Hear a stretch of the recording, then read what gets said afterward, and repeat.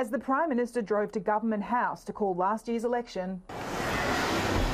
The then Sports Minister Bridget McKenzie was giving the final approval for the controversial sports grants program. Well, I think there's some more questions to work through there. A Senate inquiry has heard the green light was given to Sports Australia for the $100 million program just minutes after caretaker mode began. So I don't know how all that adds up. The day before the election was called, Minister McKenzie wrote to the Prime Minister with a list of projects she intended to approve, and the next day the list was sent. If you received it at 8:46 a.m,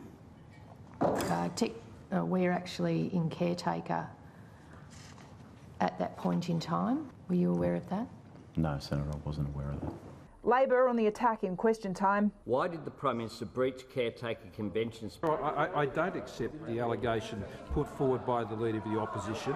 The PM's defence hinges on the claim that the Minister signed off on the plan 7 days earlier. I would refer the member simply to the evidence provided today. We received it on the 11th. The brief you received on the 11th was signed off with the 4th, the date. That's our understanding, Senator. Right. Yes. With 136 emails uncovered between the Prime Minister's office and Bridget McKenzie's office, Labor believe the paper trail proves the Prime Minister played a bigger role than he's willing to admit. Can the Prime Minister guarantee that the document by Minister McKenzie was not backdated?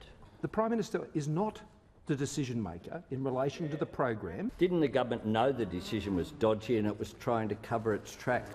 He's been completely untruthful. After initially being scheduled to conclude in March, the sports grants inquiry has been extended until June, giving it a chance to hit the road to hear from sporting clubs across the country who missed out.